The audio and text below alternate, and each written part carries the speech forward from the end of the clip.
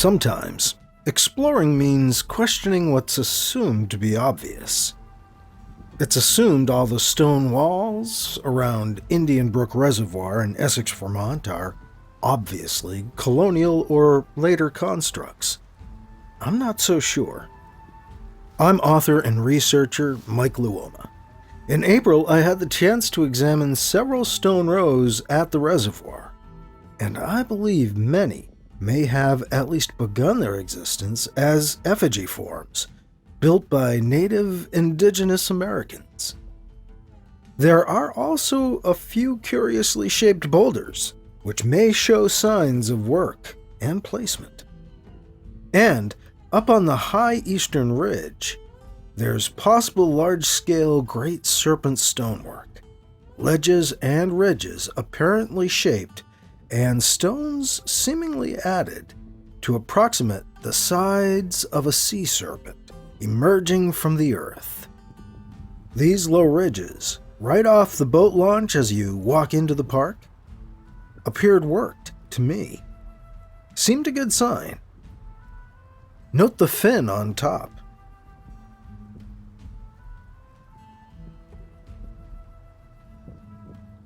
And the squared side fins.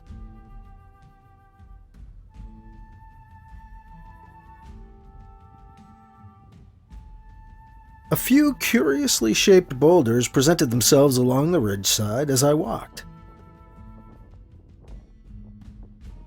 This one could be a possible effigy work. An aquatic creature?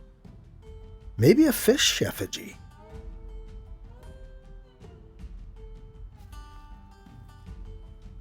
It does appear to be shaped when we get up close.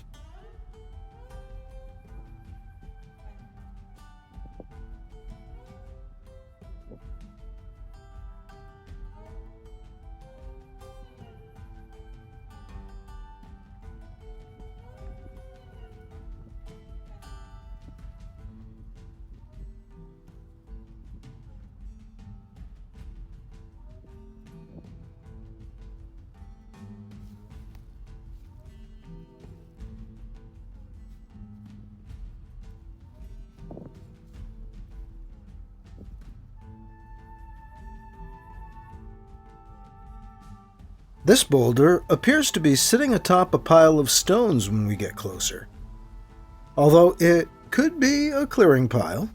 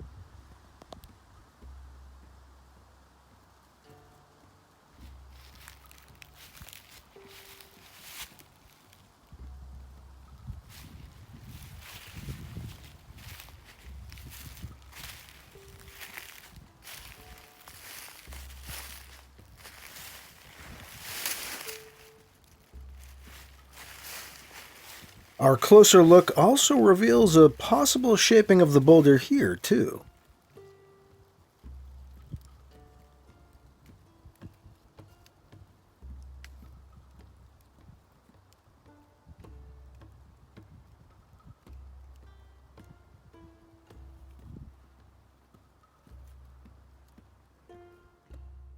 I headed toward what they've called Stonewall Corner on the park's map. At first, the stone rows seemed heavily deteriorated, but these are some curiously shaped stones.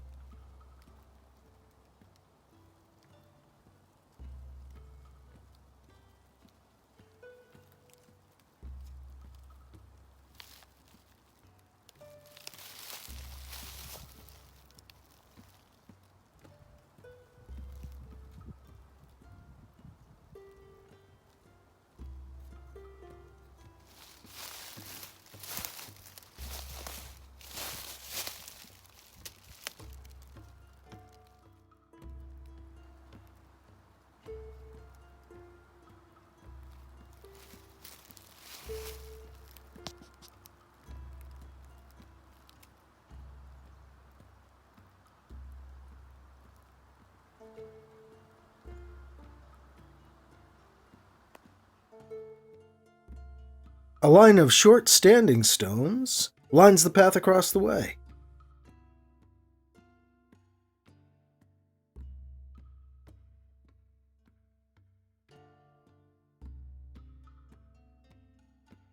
Beyond them, a boulder is topped by a line of stones like a ridge of fins.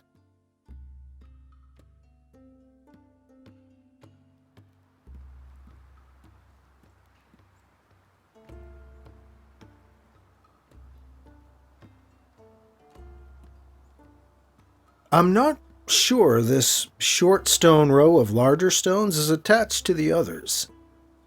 The construction reminds me of effigy rows.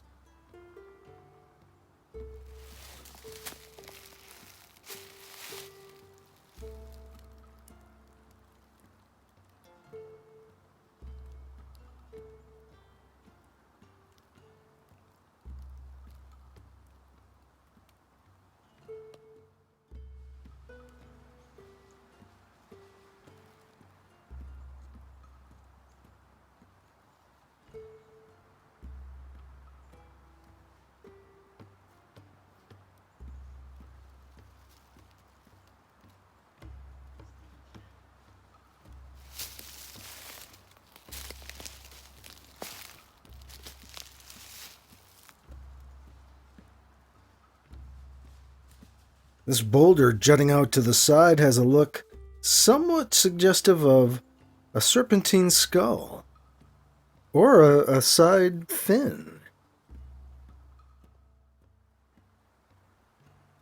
I don't think this is part of a foundation.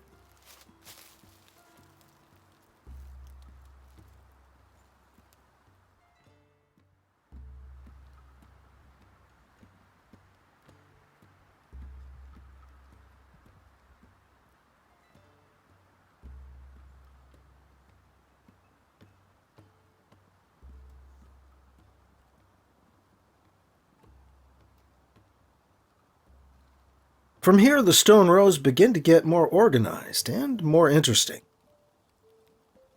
This row picks up and gets fairly organized for a time.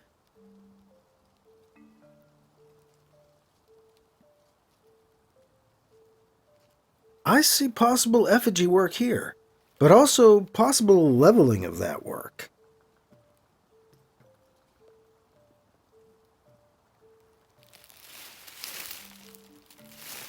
Effigy rows often arc up and down, rising and falling as they snake across the landscape, much as the coils of a sea serpent might rise up out of the water. We'll see that in other stone rows here, but it appears the coils in this one have been leveled out. The top stones of the arcs removed, perhaps used to fill in the gaps in between.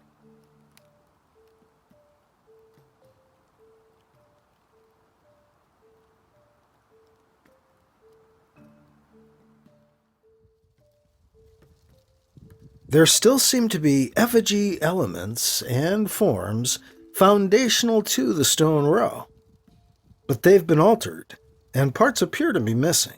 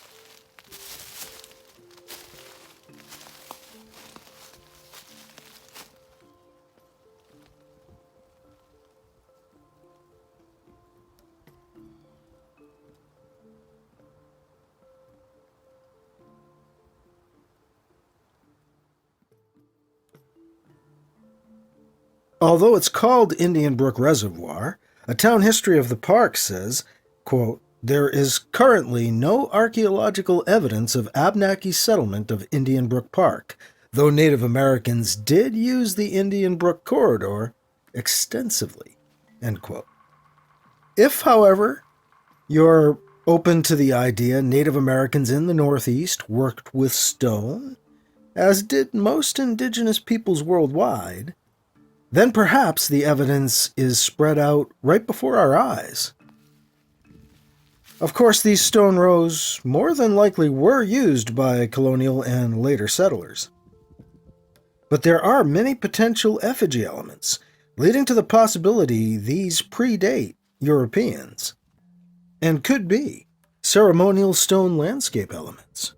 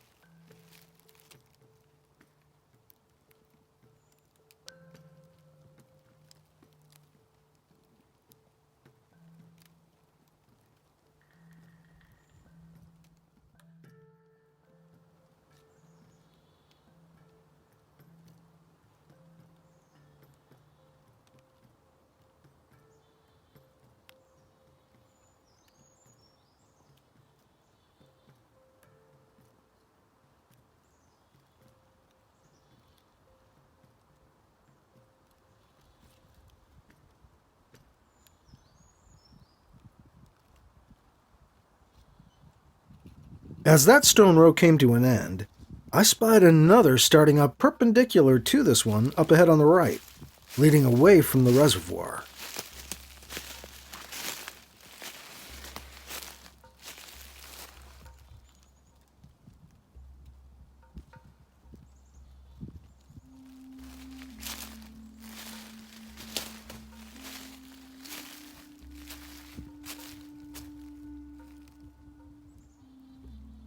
This likely effigy row has not been leveled. You can see the way it arcs up and down across the landscape. This caught my eye, and it could be an eye.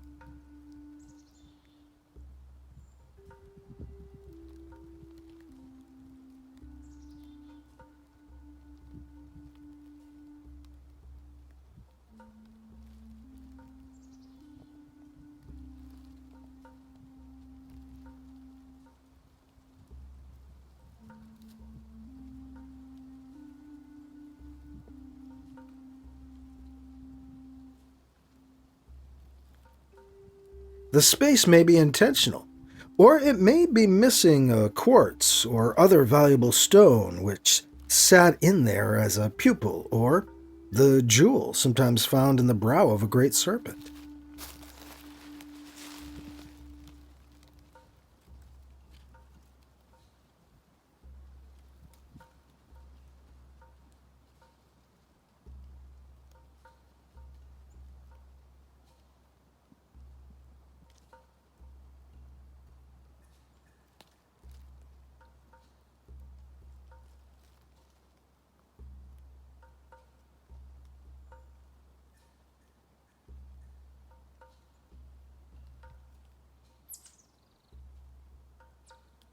This stone row continued, wending off with many possible effigy signs along its length.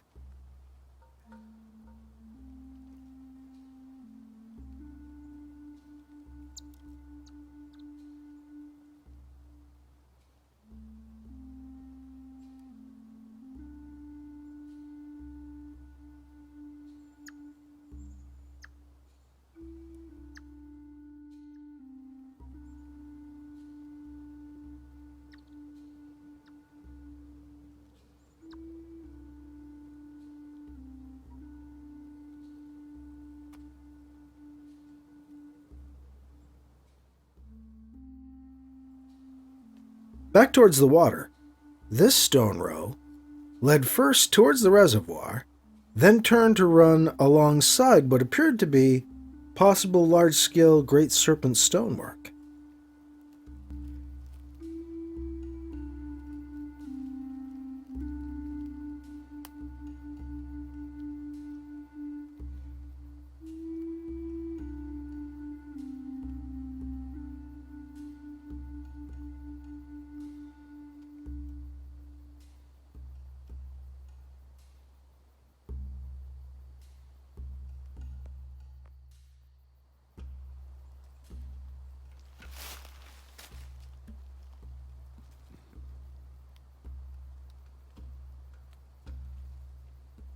And again, we see how this one also arcs across the earth, like the coils of a sea serpent rising above the waves.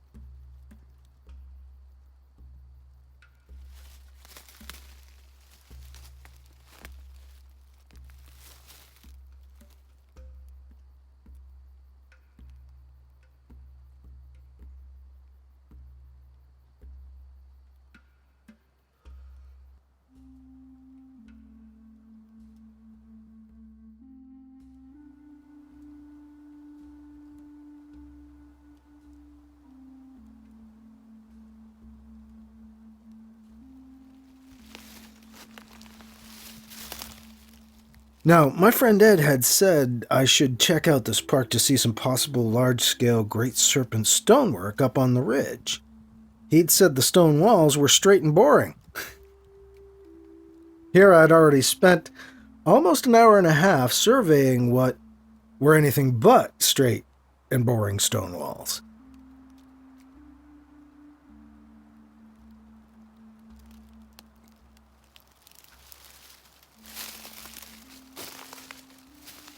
Still, I wanted to get up on the ridge and see what there was to see. Before I could get there, another apparently ancient stone row presented itself, perpendicular off the ridge. Colonial or later? I don't think so.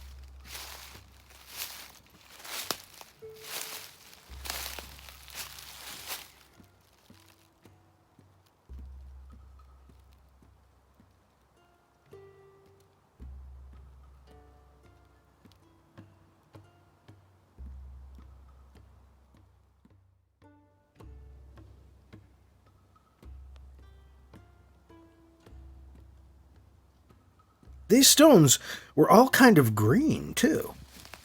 Though not the intense green of the moss on the ridge's side, more like a light lime green. Once again, we see very curious possible effigy forms built into this stone row, even as it rises up to the ridge.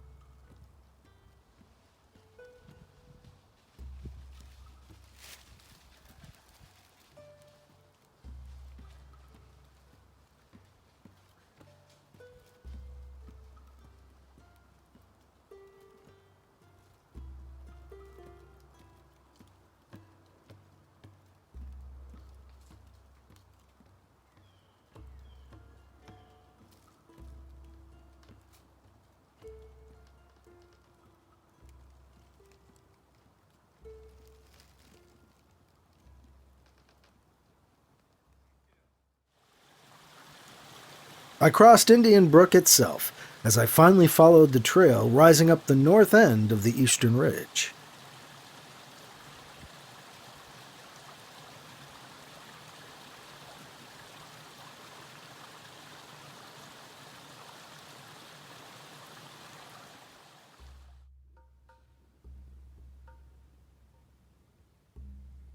These stones struck me as potentially the ruins of possible large-scale Great Serpent stonework, but nothing obvious to point out.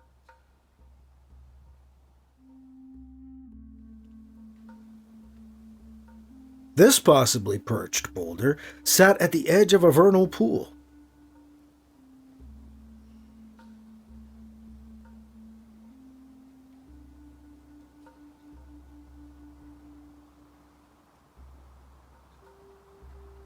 With attendant stones on each side, including a split stone.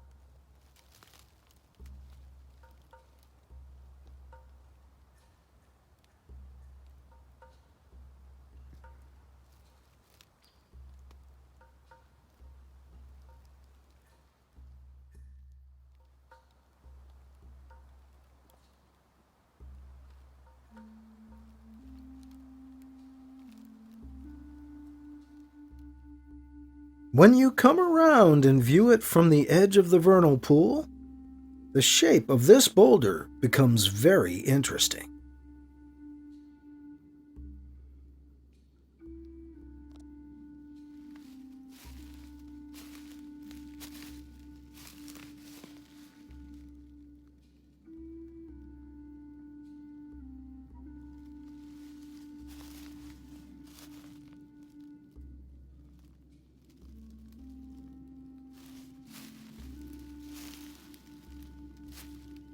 It certainly appears to be perched here.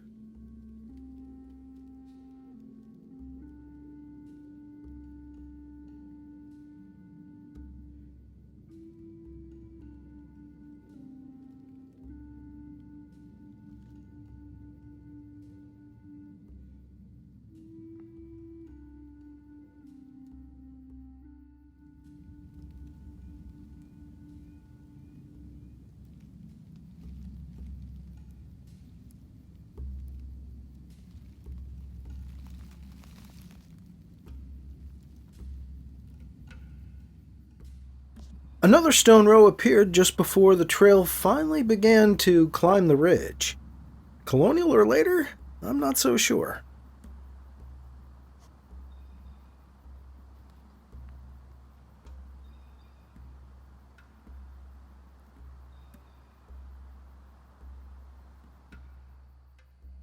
Just beyond the stone row, some possible large-scale Great Serpent stonework presented itself on the ridge. The trail went right through it.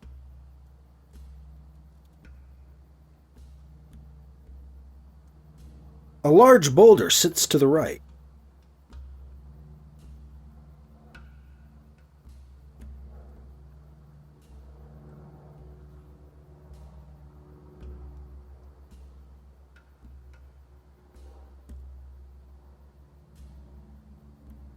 And fin stones are stacked up, all mounted on the ridge.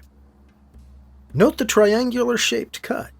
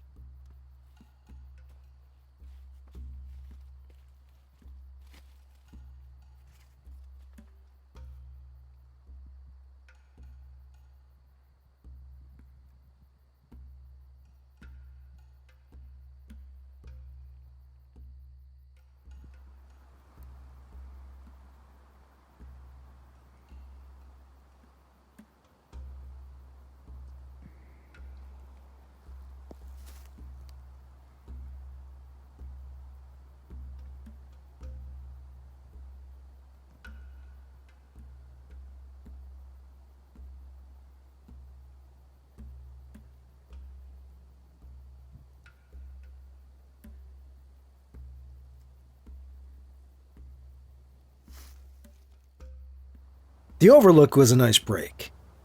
Recently cleared out, too, by the look of the trees and brush below.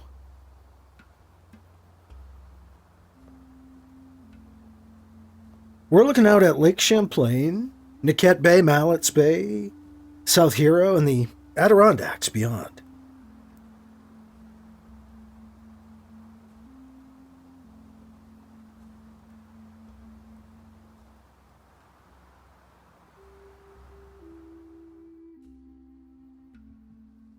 There were many signs of possible large-scale Great Serpent stonework along the top of the ridge as I made my way south, but nothing that stood out as obvious.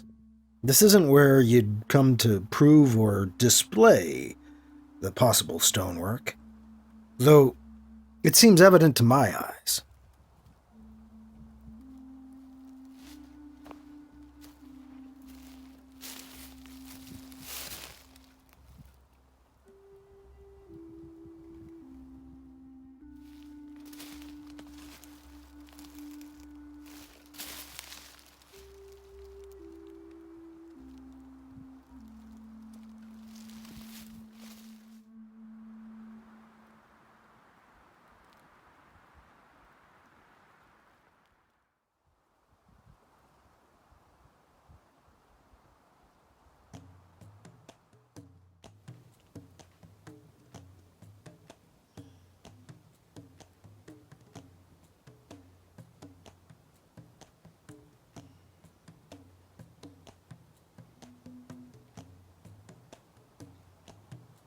The south end seems to be the front of these possible Great Serpents. And as I reached the front of this one, the ridge top opened up in an expansive spread of stone.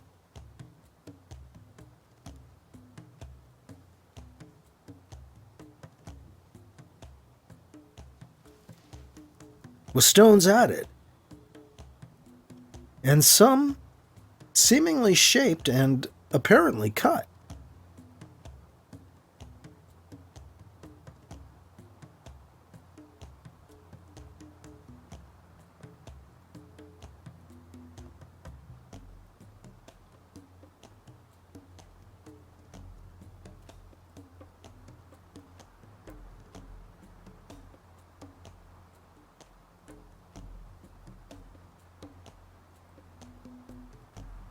These are stills because I'd shot so much footage of the stone rows earlier. At this point, my iPhone was dead.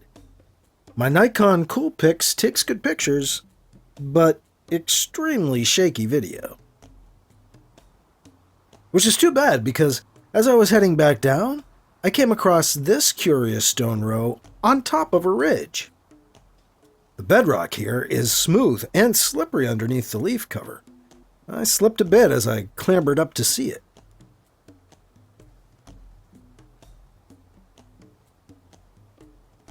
There are 2 more segments set further back. There is a little footage from the Nikon. Not made to do this as a handheld, really. Even with this slowed down a little, it's still shaky.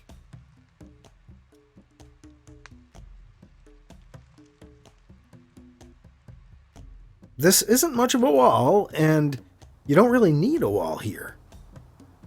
There's a pretty good case to be made that these are effigy rows.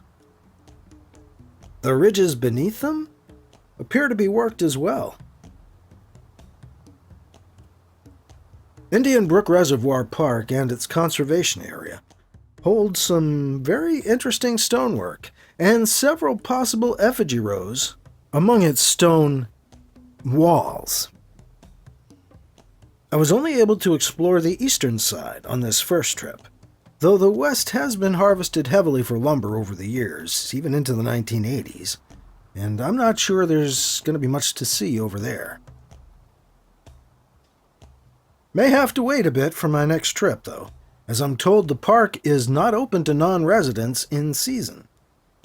My thanks to Ed Lalonde for the tip, and the suggestion to head over when I did, as the season was soon to begin. If you'd like to see more pictures from this and all my trips, as well as those of other stonework investigators, please check out my Ancient Stone Mysteries of New England Facebook group. I'm author and researcher Mike Luoma. Thank you for experiencing Indian Brook Reservoir with me.